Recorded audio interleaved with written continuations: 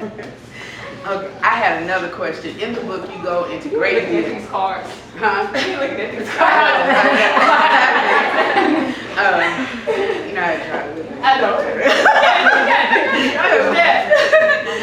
In the book, you go into great detail about the armor of God, and the one part that it's all really good, but the part that really got me was the breakdown that you gave of the breastplate and how it covers the heart and the major organs, and that without it, well, I'm gonna let you talk about it. It does. The breastplate, when you look at the picture, it covers you from here to here, and it covers your heart, it covers your lungs, and I believe I say something in the book to the extent of you can't live without the function of your heart or your lungs. If your lungs completely fail, you have no breath. Right. If your heart completely fails, you have no life. Your brain can fail, but you can still be alive. That's right. Because your heart is still pumping blood flow through your body. And so the breastplate covers your heart, covers your lungs. It covers, I feel like it's the breastplate of righteousness. I feel like it's our right standing with God that gives us life. If we're not in right standing with God, we're in debt. I mean, that's just, if we're not in right standing, we're in sin, and sin brings forth death. So if you're in righteousness, then you have the life of God. And I believe it's the heart issues oftentimes that push us into sin. It's the offenses, it's the rejection, it's the hurt, it's the brokenheartedness. Those are the things that push us into, I believe, things that are unrighteous. And give us, like I was saying, with my mom, that just disappointment. If she said, I'm praying, I'm doing all of this stuff, and God is not answering me. She sought him until he gave her an answer because she was missing it. God wasn't not hearing her. She was missing the fact that he'd already said, I already healed you. And so sometimes we don't persist, and we don't wait till God speaks to us, and we get upset, and we get disappointed with God. Our heart is broken.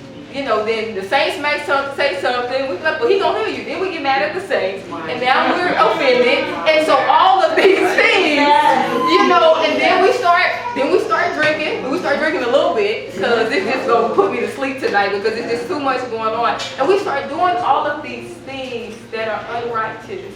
And what we don't realize, and I talk about that in the book, is that we then disarm ourselves. So we go into a battle armed. But when we don't feel like we winning, stuff ain't working, and we take it off, and then we respond in the natural and expect to be successful. So,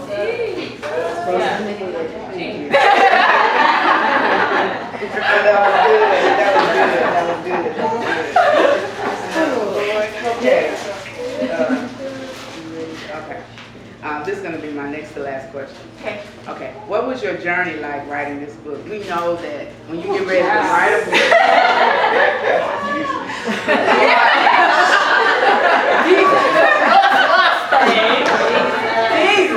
go ahead. We know when you start to write a book that not only are you just putting words to pen to paper, but it's a process that God takes you through. So this book, I can't imagine. Can you share some of the things I will. Well, anytime we do something for God that's based on the Word of God, we're challenged by it. I don't think that you can effectively preach or teach or give the Word of God if it haven't worked through you. And you can't, because the teaching, the preaching, the book serve as a testimonial. It shouldn't just be new information. Anybody can read a book. If you read the book like the Bible and study it, and you can get some good lessons and some good principles and the world uses the biblical principles all the time. But when it gets in you and it becomes a part of you, then you're doing it as a testimony to who God is. So first of all, as Apostle said, it's been like 3 years, actually almost 5.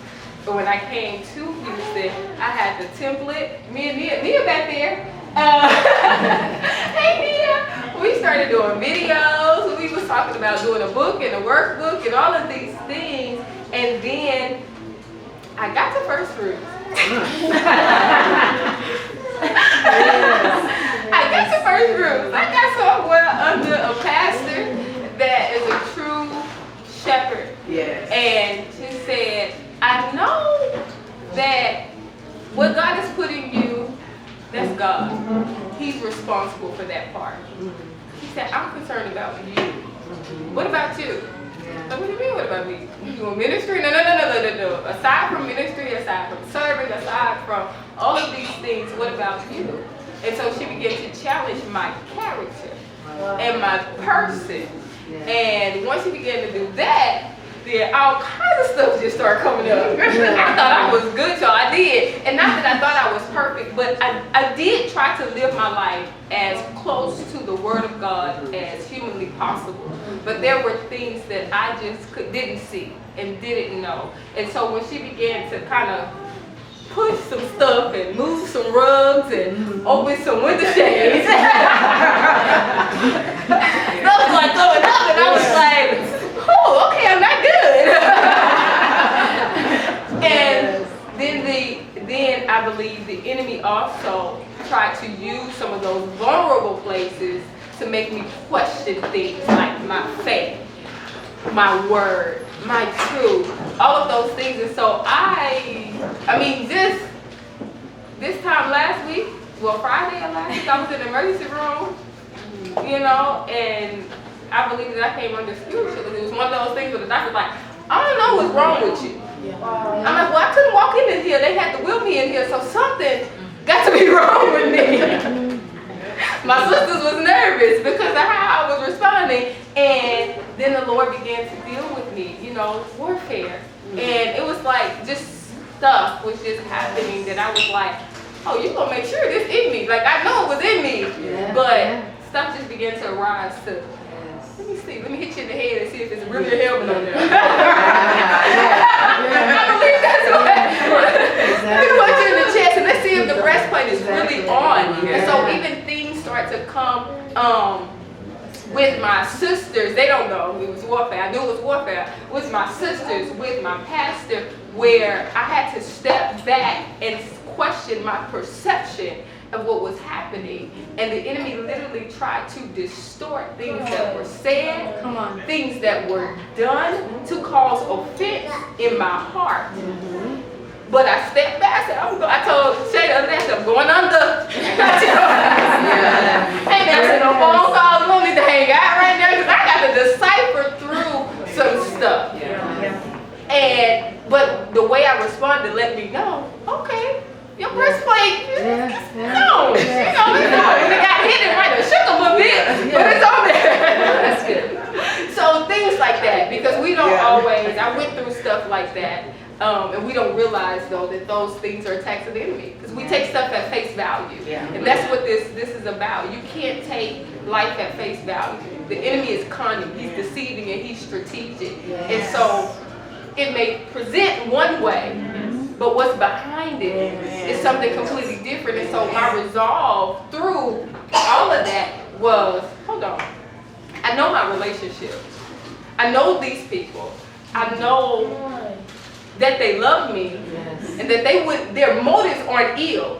Even if I perceive what they did in that moment to be like, I said their motives aren't ill, God. You brought them into, and I started going down the list. And I said, you know what? That wasn't even pertaining to me. You know what? And I was able to dissect it. And then go back and have conversations where conversations was needed for clarity. Because we interpret, I use this, we interpret silence. You don't go have a conversation, you will make the conversation up in your head. You will ask them questions, they will respond to your questions. You will come to a resolve all in your head without ever having talked to this person. And the enemy has done nothing but So I went through things like that, things that weren't visible to the natural eyes, but he was challenging